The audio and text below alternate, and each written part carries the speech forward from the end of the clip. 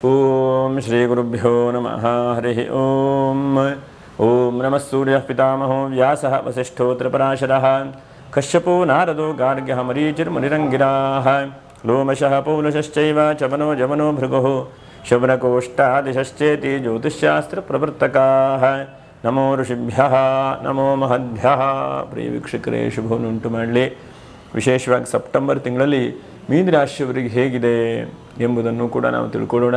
ಯಾಕಂದರೆ ವಿಡಿಯೋ ಮಾಡಲಿಕ್ಕೆ ಸ್ವಲ್ಪ ಲೇಟ್ ಆಯಿತು, ಕ್ಷಮೆ ಇರಲಿ. ಯಾಕಂದರೆ 15 ದಿವಸ ಮುಂಚೆನೇ ವಿಡಿಯೋ ಮಾಡಿ ಅಪ್ಲೋಡ್ ಮಾಡಬೇಕು.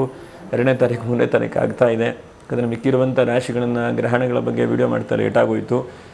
ಪೂರ್ವಭಾದ್ರ, ಉತ್ತರಾಭಾದ್ರ, ರೇವತಿ ಇದು 3 ನಕ್ಷತ್ರದವರು ವಿಡಿಯೋ ಮುಗಿಯವರೆಗೂ ಕೂಡ ನೀವು ನೋಡ್ತಾ ಇರಿ. ರಾಶಿಯಲ್ಲಿ ಶನಿ ಇದ್ದಾನೆ, ನಿಮಗೆ ಗೊತ್ತಿದೆ. 7.5 ಶನಿ ಆರಂಭವಾಗಿದೆ.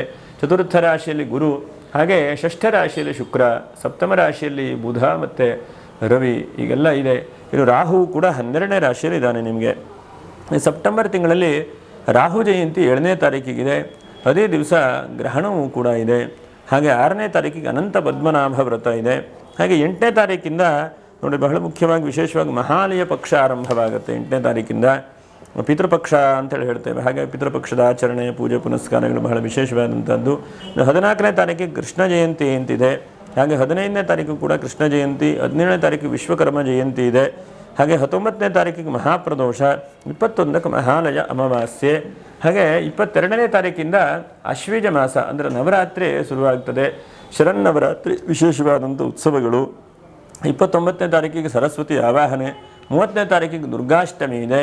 2ನೇ ತಾರೀಕಿಗೆ ಅಕ್ಟೋಬರ್ 2ಕ್ಕೆ ವಿಜಯದಶಮಿ. ಹೀಗೆ ಹಬ್ಬ ಹರಿದಿನಗಳು ಬಹಳ ಮುಖ್ಯವಾಗಿ ನೋಡಿ. ಎಷ್ಟಾಗುತ್ತೋ ಅಷ್ಟು ಮೀನರಾಶಿಯವರಿಗೆ ಗ್ರಹಸ್ಥಿತಿ ಮೂಲಕವಾಗಿ ನಾವು ಹೇಳುವಂಥದ್ದು ಇದು. ನಿಮ್ಮ ಜಾತಕದ ಮೇಲೆ, ದಶಾಭುಕ್ತಿಗಳ ಮೇಲೆ ಸ್ವಲ್ಪ ವ್ಯತ್ಯಾಸಗಳು ಕೂಡ ಬರಬಹುದು. ಇದೇ ಸಂಪೂರ್ಣವಾದಂಥ ತೀರ್ಮಾನ ಅಂತಲ್ಲ. ಆದರೂ ಕೂಡ ಕೆಲವೊಂದು ವಿಷಯಗಳನ್ನು ನಾವು ಗಮನಿಸಬೇಕು.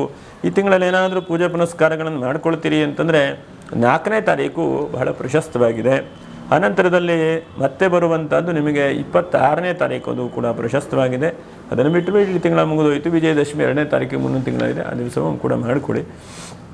ಒಟ್ಟಿನಲ್ಲಿ ಆದಷ್ಟು 8ನೇ ತಾರೀಕಿಂದ 21ನೇ ತಾರೀಕಿಗೆ ಆದಷ್ಟು ಪಿತೃಪಕ್ಷ ಇರುತ್ತೆ. ಹಾಗೆ ಪಿತೃಪಕ್ಷದಲ್ಲಿ ಆದಷ್ಟು ಶುಭ ಕಾರ್ಯಗಳನ್ನೆಲ್ಲ ಮಾಡುವಂಥದ್ದಲ್ಲ.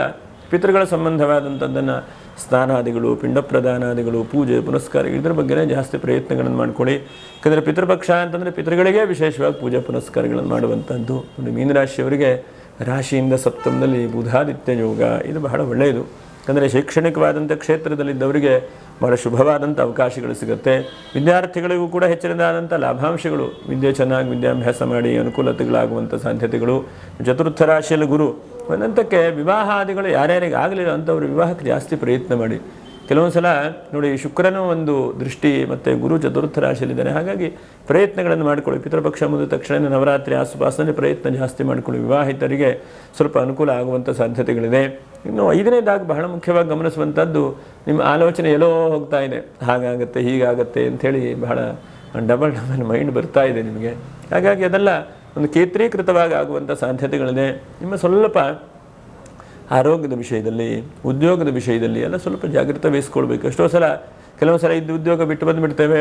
ಕೊನೆಗೆ ಯಾವ ಉದ್ಯೋಗ ಅಂತಿಲ್ಲ, ಅಲ್ಲೂ ಇಲ್ಲ ಇಲ್ಲೂ ಇಲ್ಲ, ತ್ರಿಶೃಂಗ ಶೃಂಗ ಆಗಿಬಿಡುತ್ತೆ. ಹಾಗಾಗಿ ಒಂದು ಉದ್ಯೋಗವನ್ನು ಆದಷ್ಟು ಸ್ಥಿರವಾಗುವಾಗ ಪ್ರಯತ್ನ ಮಾಡ್ಕೊಳ್ಳಿ.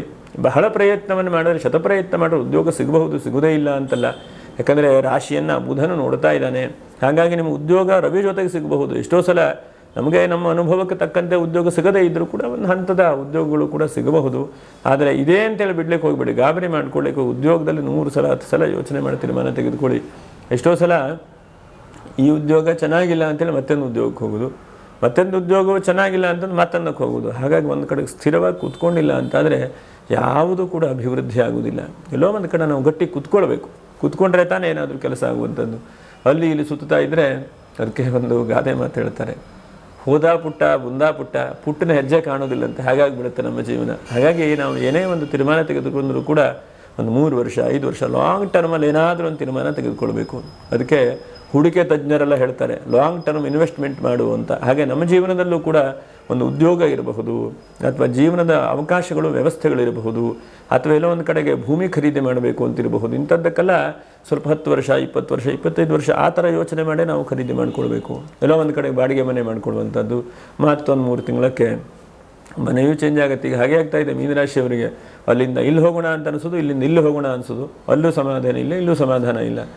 ಈ ಬಾಡಿಗೆ ಮನೆ ವಾಸ್ತು ಸರಿ ಇಲ್ಲ ಅಂತೇಳಿ ಮತ್ತೊಂದು ಮನೆಗೆ ಹೋಗೋದು, ಆ ಮನೆಗೂ ಮತ್ತು ಸಮಸ್ಯೆ ಆಗೋದು. ಹಾಗಾಗಿ ಇದೆಲ್ಲ ನಮ್ಮ ಮನಸ್ಥಿತಿಯನ್ನು ಕರೆಕ್ಟಾಗಿ ಮಾಡ್ಕೊಳ್ಬೇಕು. ಆದಷ್ಟು ಶುದ್ಧವಾದಂತಹ ಗಾಳಿ ಬೆಳಕು ಬರುವಂತಹ ಜಾಗದಲ್ಲಿ ಶುದ್ಧವಾದಂಥ ಮನಸ್ಸನ್ನು ಇಟ್ಕೊಂಡು ನಮ್ಮ ಮನುಷ್ಯ ಪ್ರಯತ್ನವನ್ನು ಎಡಬಿಡದೆ ಮಾಡಬೇಕು. ಯಾಕಂದರೆ ಯಾವುದೋ ವಾಸ್ತುವನ್ನು, ಯಾವುದೋ ವ್ಯಕ್ತಿಗಳನ್ನು, ಯಾವುದೋ ದೇವರನ್ನು ಬೇರೆ ಬೇರೆ ಬೈಕೊಂಡ್ರೆ ಏನೂ ಜಗತ್ತಿನಲ್ಲಿ ಸಿಗುವುದಿಲ್ಲ, ತೀರ್ಮಾನಗಳಾಗೋದಿಲ್ಲ. ನಮಗೆ ಸರಿಯಾಗಿ ಆಗಬೇಕು ಅಂತಂದರೆ ನಾವು ಕರೆಕ್ಟಾಗಿ ಆ ಭಗವಂತನ ನಂಬಿಕೊಂಡು ಆರ್ಷತ್ವಾತ್ ಸಾಧು, ನಮ್ಮ ಹಿರಿಯರು ಏನು ಹೇಳಿದಾರೋ, ಯಾಕಂದರೆ ಅನುಭವ ಪೂರಿತವಾಗಿ ಹೇಳಿದ್ದಾರೆ ಹಿರಿಯರು, ಸುಮ್ಮನೆ ಏನನ್ನು ಕೂಡ ಹೇಳಿಲ್ಲ. ನಮ್ಮ ಆಚರಣೆಗಳು ಏನು ನಾವು ಮಾಡ್ಕೊಂಡು ಬಂದಿದ್ದೇವೆಯೋ ಅದನ್ನು ಆದಷ್ಟರ ಮಟ್ಟಿಗೆ ಪಾಲನೆ ಮಾಡ್ತಾ, ಮಿಕ್ಕಿರುವಂತಹ ಇವತ್ತಿನ ಕಾಲದ ಅಭಿವೃದ್ಧಿಗಳು ಏನೇನು ಅವಕಾಶಗಳಿದೆಯೋ ಅದನ್ನು ಕೂಡ ಚಿಂತನೆ ಮಾಡ್ತಾ ನಾವು ಮುಂದೆ ಹೋಗಬೇಕು. ಎಷ್ಟೋ ಸಲ ನಾವು ತಪ್ಪು ಮಾಡಿದ ಮೇಲೆ ಓಹೋ ನಮ್ಮದು ತಪ್ಪಾಯಿತು ಅಂಥೇಳಿ ಅನಿಸುತ್ತೆ. ಹಾಗಂತೇಳಿ ತಿದ್ಕೊಂಡು ಹೋಗುವಂಥ ಪ್ರಯತ್ನಗಳನ್ನು ಕೂಡ ಜಾಸ್ತಿ ಮಾಡಬೇಕು. ಮತ್ತು ಹಿರಿಯರಿಂದ ವಿಶೇಷವಾದಂಥ ಧನಾಗಮನ ಆಗುವಂಥ ಸಾಧ್ಯತೆಗಳು, ಸ್ವಲ್ಪ ಪ್ರಯಾಣ ಯೋಗ ಇದೆ ಈ ರಾಶಿಯವರಿಗೆ ನೋಡಿ. ಈ ತಿಂಗಳಲ್ಲಿ ಸ್ವಲ್ಪ ಪ್ರಯಾಣ, ಲೀಲೆ ಮತ್ತು ನವರಾತ್ರಿ ಬೇರೆ ಇದೆ ನಿಮಗೆ. ಹಾಗಾಗಿ ಎಲ್ಲೋ ಒಂದು ಕಡೆ ಹೋಗಬಹುದು. ದೇವತಾ ಆರಾಧನೆ, ಪ್ರಾರ್ಥನೆ, ತೀರ್ಥ ಸ್ನಾನಾದಿಗಳನ್ನು ಕೂಡ ಮಾಡಬಹುದು. ಅದು ಬಹಳ ಉತ್ತಮವಾದಂಥದ್ದು.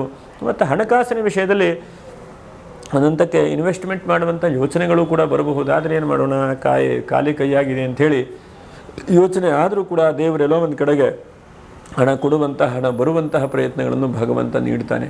ಎಷ್ಟೋ ಸಲ ಹಣ ಇಲ್ಲ, ಅದಿಲ್ಲ, ಇದಿಲ್ಲ ಅಂತ ಹೇಳ್ತಾ ಇದ್ರೆ ಯಾವುದೂ ಆಗೋದಿಲ್ಲ ಜಗತ್ತಿನಲ್ಲಿ. ಎಲ್ಲ ಇದೆ ಆಗತ್ತೆ ಹೇಳುವಂತಹ ನಮ್ಮ ಮನಸ್ಸಿಗೆ ನಾವು ಹೇಳ್ಕೊಳ್ತಾ ಇರಬೇಕು. ಯಾವುದಿಲ್ಲ ಅಂತಂದರೆ ಯಾವುದೂ ಆಗಲ್ಲ ಅಂತೇಳಿ ಕೊನೆ ತೀರ್ಮಾನ ಆಗಿಬಿಡುತ್ತೆ. ಹಾಗಾಗಿ ನನಗೂ ಆಗತ್ತೆ, ನನಗೂ ಸಿಗತ್ತೆ, ನನಗೂ ಕೂಡ ಹೆಚ್ಚಿನದಾದಂಥ ಶಕ್ತಿ ಇದೆ ಹೇಳುವಂತಹ ಆ ಮನಸ್ಥೈರ್ಯ, ಮನಸ್ಸಿನ ಧೈರ್ಯಗಳನ್ನು ಮಾಡ್ತಾ ಬರಬೇಕು. ಇನ್ನು ಅನಂತರದಲ್ಲಿ ಒಂದು 5-6 ಜಾಗ್ರತೆ ಹೇಳ್ತೇನೆ. 1ನೇ ಜಾಗ್ರತೆ ಸ್ವಲ್ಪ ನೀರಿನ ವಿಷಯದಲ್ಲಿ ಸ್ವಲ್ಪ ಜಾಗ್ರತೆ. 2ನೇದಾಗಿ ಸ್ವಲ್ಪ ಗ್ಯಾಸ್ಟ್ರಿಕ್ ಆಗ್ಬೋದು. ಹಾಗಾಗಿ ಉಪವಾಸ ಇತ್ಯಾದಿಗಳನ್ನು ಮಾಡಬೇಕು, ಸ್ವಲ್ಪ ನೋಡ್ಕೊಂಡು ಮಾಡುವಂಥ ಪ್ರಯತ್ನವನ್ನು ಮಾಡಿ. 3ನೇದಾಗಿ ತುಂಬ ರಾಂಗ್ ಆಗುವಂಥದ್ದು, ತುಂಬ ಕೋಪತಾಪಗಳು ಬರುವಂಥದ್ದು ಜಾಸ್ತಿ ಆಗ್ತದೆ. 12ನೇ ರಾಶಿ ರಾಹು. ಹಾಗಾಗಿ ಆದಷ್ಟು ಸಮಾಧಾನ, ಯೋಚನೆ ಇತ್ಯಾದಿಗಳನ್ನು ಮಾಡಿಕೊಳ್ಳಿ. ಹಾಗೆ 4ನೇದಾಗಿ ಬಹಳ ಮುಖ್ಯವಾಗಿ ಎಲ್ಲರನ್ನೂ ಕೂಡ ಪ್ರೀತಿಸಿ. ಯಾಕಂದರೆ ಸಿಟ್ಟು, ಕೋಪತಾಪ ಪ್ರತಿಯೊಬ್ಬನಿಗೂ ಬರುತ್ತೆ. ಆದರೆ ಪ್ರೀತಿಸುವಂತಹ ಪ್ರಯತ್ನವನ್ನು ಮಾಡಿ, ಅದರಿಂದ ಬಹಳ ಉತ್ತಮವಾಗ್ತದೆ. ಹಾಗೆ 5ನೇದಾಗಿ ಪ್ರಯಾಣ ಮಾಡಬೇಕು ನಿಜ, ಅದು ಪೂರ್ವ ಸಿದ್ಧತೆ ಮಾಡ್ಕೊಂಡು ಹೋಗುವಂಥದ್ದು, ಎಲ್ಲದಕ್ಕೂ ಕೂಡ ಮಾಡ್ಕೊಂಡು ಹೋಗಬೇಕು. ಎಲ್ಲೋ ಒಂದು ಕಡೆ ಹೋಗುವಂಥದ್ದು, ಅಲ್ಲಿ ಹುಷಾರಿರುವುದಿಲ್ಲ, ಮಾತ್ರೆ ಸಿಗುವುದಿಲ್ಲ, ಹೆಂಗೆ ತೊಂದರೆ ಆಗಬಾರ್ದು. ಇವತ್ತಿನ ದಿವಸ ಎಷ್ಟೋ ಕ್ಷೇತ್ರಗಳಿಗೆಲ್ಲ ಹೋಗ್ತಾರೆ. ಆ ಕ್ಷೇತ್ರದ ಮಹಿಮೆಯಿಂದ, ಕ್ಷೇತ್ರದ ಶಕ್ತಿಯಿಂದ ಒಂದು ಹಂತಕ್ಕೆ ನಮಗೆ ರಕ್ಷಣೆ ಇದ್ದೇ ಇರುತ್ತೆ. ಎಲ್ಲ ಒಂದು ಕಡೆ ಕುಕ್ಕೆ ಸುಬ್ರಹ್ಮಣ್ಯಕ್ಕೋ, ಧರ್ಮಸ್ಥಳಕ್ಕೋ, ಬೇರೆ ಬೇರೆ ಹೊರನಾಡಿಗೋ, ಬೇರೆ ಬೇರೆ ಕ್ಷೇತ್ರಕ್ಕೆ ಹೋಗ್ತೇವೆ. ಅಲ್ಲಿ ಶುದ್ಧವಾದಂತಹ ಪರಿಸರದಿಂದ ಅಥವಾ ದೇವತಾ ಸಾನ್ನಿಧ್ಯ ಶಕ್ತಿಯಿಂದ ನಮಗೆ ಯಾವುದೇ ನೀರನ್ನು ಸ್ನಾನ ಮಾಡಿದ್ರು ಏನೂ ಕೋಲ್ಡ್ ಆಗಲ್ಲ, ಅಥವಾ ತಲೆನೋವು ಬರಲು ಏನೂ ಆಗೋದಿಲ್ಲ. ಕೆಲವು ಕಡೆಗೆ ಸ್ನಾನ ಮಾಡಿದ ತಕ್ಷಣ ತಲೆನೋವು ಶುರುವಾಗುತ್ತೆ. ಹಿಂಗೆ ಬೇರೆ ಬೇರೆ ಬೇರೆ ಬೇರೆ ತೊಂದರೆಗಳಾಗುತ್ತೆ. ಆದರೆ ಆ ಕ್ಷೇತ್ರದ ಮಹಿಮೆಯೋ, ದೈವಾನುಗ್ರಹವೋ, ಅಲ್ಲಿ ಕೆಲವೊಂದು ಕಡೆ ಶುಚಿತ್ವವೂ ಕೂಡ ಸರಿಯಾಗಿರುವುದಿಲ್ಲ. ಹಾಗಾಗಿ ನಾವು ಆದಷ್ಟು ಭಗವಂತನ ಧ್ಯಾನ ಮಾಡ್ತಾ ಮುಂಚಿತವಾಗಿ ಜಾಗ್ರತೆ. ನಮ್ಮ ಶರೀರ ಯಾವ ಹಂತದಲ್ಲಿದೆ, ಶರೀರ ಎಷ್ಟು ತಡೆ ಹಿಡ್ಕೊಳ್ಳಿಕ್ಕೆ ಸಾಧ್ಯ ಆಗ್ತದೆ. ಯಾಕಂದರೆ ಬೆಳಗ್ಗೆಯಿಂದ ಸಂಜೆವರೆಗೂ ಕೂಡ ಉಪವಾಸವಾಗಿ ಇರ್ಲಿಕ್ಕೆ ಸಾಧ್ಯತೆ ಇದೆಯೋ ನನಗೆ, ಅಥವಾ ತಲೆ ಸುತ್ತಿ ಬಿದ್ದುಬಿಡ್ತೇನೋ, ಇದನ್ನೆಲ್ಲ ಯೋಚನೆ ಮಾಡ್ಕೊಳ್ಬೇಕು. ಸುಮ್ಮನೆ ಎಷ್ಟೋ ಸಲ ನಾವು ದೇವ್ರ ಬಗ್ಗೆ ದೇವ್ರ ಕ್ಷೇತ್ರಕ್ಕೆ ಹೋದಾಗ ಹಂಗಾಯಿತು ಹೇಳುವಂಥದ್ದಲ್ಲ. ನಮ್ಮ ಆರೋಗ್ಯವನ್ನು ನಾವು ಸೀಮಿತವಾಗಿ ಹಿತಮಿತಿಯಲ್ಲಿ ಇಟ್ಕೊಂಡು ಪ್ರಯತ್ನಗಳನ್ನು ಮಾಡ್ಕೊಳ್ಬೇಕು. ಹಾಗೆ ಅನಂತರದಲ್ಲಿ ನೆಕ್ಸ್ಟ್ ನಿಮಗೆ ಈ ತಿಂಗಳಲ್ಲಿ ಒಂದು 5 ಸ್ವಲ್ಪ ನಿಮ್ಮ ಜೀವನದ ಮುಂದಿನ ಸ್ಟೆಪ್ಗಳು ಬರಬಹುದು ಉದ್ಯೋಗದ ವ್ಯವಸ್ಥೆಯಲ್ಲಿ ಅಂತ ಹೇಳಿದೆ. 2ನೇದಾಗಿ ನಿಮ್ಗೆ ಅನಿರೀಕ್ಷಿತವಾದಂಥ ಒಂದು ವ್ಯಕ್ತಿ ಪರಿಚಯ ಆಗಬಹುದು, ಅವನಿಂದನೂ ಕೂಡ ಅನುಕೂಲ ಆಗಬಹುದು. ಹಾಗೆ 3ನೇದು ನಿಮ್ಮ ಹಳೆಯ ವಿಶ್ವಾಸ, ಪ್ರೀತಿ, ಸ್ನೇಹ ಇರುವಂಥ ಒಂದು ವ್ಯಕ್ತಿಗಳಿಂದ ವ್ಯಾವಹಾರಿಕವಾಗಿ ಅನುಕೂಲ ಆಗುತ್ತೆ. ಭೂಮಿಯ ವ್ಯಾಪಾರ ವ್ಯವಹಾರಗಳು ಕೂಡ ಅಭಿವೃದ್ಧಿ ಆಗಬಹುದು ಕುಜನ ದೃಷ್ಟಿಯಿಂದ, ಕುಜನ ಯೋಗದಿಂದ. ಯಾಕಂದರೆ ಕುಜನ ನಿಮಗೆ ಹೆಚ್ಚಿನದಾದಂಥ ಅಭಿವೃದ್ಧಿಯನ್ನು ಕೊಡುವಂಥ ಸಾಧ್ಯತೆಗಳಿದೆ. ಯಾಕಂದರೆ ತೃತೀಯ ಷಷ್ಟಾಷ್ಟಮಯೇಶು ಅಂತ ಹೇಳ್ತದೆ ಶಾಸ್ತ್ರ. ಹಾಗಾಗಿ ಅಷ್ಟಮದಲ್ಲಿರುವಂಥ ಕುಜ ನಿಮ್ಮ ಭೂಮಿಯ ಮೂಲಕವಾಗಿ ಕಷ್ಟವನ್ನು ಪರಿಹಾರ ಮಾಡಬಹುದು. ದೊಡ್ಡ ಬಿಲ್ಡಿಂಗ್ ಕಟ್ಟಿದಿರಿ, ಬಾಡಿಗೆಗೆ ಬರಲಿಲ್ಲ, ಬಾಡಿಗೆ ಇಲ್ಲ ಅಂತಾದರೆ ಯಾವುದೋ ಒಂದು ವ್ಯಕ್ತಿಗಳು ಬಂದು ಬಾಡಿಗೆಯಿಂದ ಅನುಕೂಲ ಆಗುವಂಥ ಸಾಧ್ಯತೆಗಳು, ಅಥವಾ ಯಾವುದೋ ಒಂದು ವ್ಯಕ್ತಿಗಳು ನಿಮಗೆ ಕಷ್ಟ ಇದೆ, ಯಾವುದೋ ಒಂದು ರೀತಿಯಲ್ಲಿ ಹಣಕಾಸನ್ನು ಕೊಟ್ಕೊಂಡು ನಿಮಗೆ ಇಲ್ಲ ರೀ ನೀವು ನಮಗೂ ಸಪೋರ್ಟ್ ಮಾಡಿದಿರಿ, ನಮ್ಮ ಕಷ್ಟದಲ್ಲಿ ನೀವು ವ್ಯವಸ್ಥೆ ಮಾಡಿದಿರಿ ಸ್ವಾಮಿ, ನಾನು ನಿಮ್ಮ ಕಷ್ಟಕ್ಕೆ ಹಾಗೇ ಆಗ್ತೇನೆ ಅಂಥೇಳಿ ಒಳ್ಳೆ ಮನಸ್ಸಿಂದ ನಿಮಗೆ ಹೆಲ್ಪ್ ಮಾಡುವಂಥ ಆಗುವುದು. ಈಗ ಒಟ್ಟಿನಲ್ಲಿ ಓವರಾಲ್ ಆಗಿ ನೋಡ್ಲಿಕ್ಕೆ ಹೋದರೆ ಒಂದು ಮಧ್ಯಮವಾದಂಥ ಫಲಗಳಿದೆ. ಇನ್ನು ನಕ್ಷತ್ರ ಪರಿಹಾರಗಳೇನಪ್ಪ, ಪೂರ್ವಾಭಾದ್ರ ನಕ್ಷತ್ರದವರು ಎಷ್ಟು ಸಾಧ್ಯ ಆಗುತ್ತೋ ಅಷ್ಟು 7ನೇ ತಾರೀಕಿಗೆ ರಾಹು ಜಯಂತಿ ಇದೆ, ಬೇರೆ ಗ್ರಹಣ ಇದೆ. ಆದಷ್ಟು ನಿಮ್ಮ ಕೈಯಲ್ಲಿ ಎಷ್ಟು ಸಾಧ್ಯ ಆಗುತ್ತಲ್ಲ ಅಷ್ಟು ಭಗವನ್ ನಾಮಸ್ಮರಣೆ ಮಾಡಿ, ಮತ್ತು ನಾಗನನ್ನು ಆರಾಧನೆ ಮಾಡಿ. ಇನ್ನು ಉತ್ತರಾಭಾದ್ರ ನಕ್ಷತ್ರ ನೋಡಿ, ನವರಾತ್ರಿಯಲ್ಲಿ ಪ್ರತಿನಿತ್ಯವೂ ಕೂಡ ದೇವಿ ದೇವಸ್ಥಾನ ಕುಂಕುಮಾರ್ಚನೆ ಮಾಡಿ ಒಂಚೂರು ಹಣೆಗೆ ಕುಂಕುಮವನ್ನು ಹಚ್ಕೊಳ್ಳಿ. ರೇವತಿ ನಕ್ಷತ್ರಕ್ಕೆ ಏನಾಗಿದೆ ಅಂತಂದರೆ ಅಲ್ಲೂ ಇಲ್ಲ ಇಲ್ಲೂ ಇಲ್ಲ ತುಂಬ ಓಡಾಡ್ತಾ ಇದ್ದೀರಿ ರೇವತಿ ನಕ್ಷತ್ರದವರು. ಹಾಗಾಗಿ ನೀವು ಒಂದು ಕಡೆ ಗಟ್ಟಿಯಾಗಿ ಕೂತ್ಕೊಳ್ಬೇಕು. ಪ್ರತಿನಿತ್ಯವೂ ಯಾವುದಾದ್ರು ಒಂದು ಮಂತ್ರ ಜಪವನ್ನು, ನಿಮಗೆ ಯಾವುದು ಪ್ರೀತಿ ಆಗ್ತದೆ ಅಂತ ಮಂತ್ರ ಜಪವನ್ನು, ನಾವೆಲ್ಲ ಹೆಚ್ಚಿನ ಗುರು ಮಂತ್ರವನ್ನೇ ಮಾಡಿ ಅಂತ ಹೇಳ್ತೇವೆ.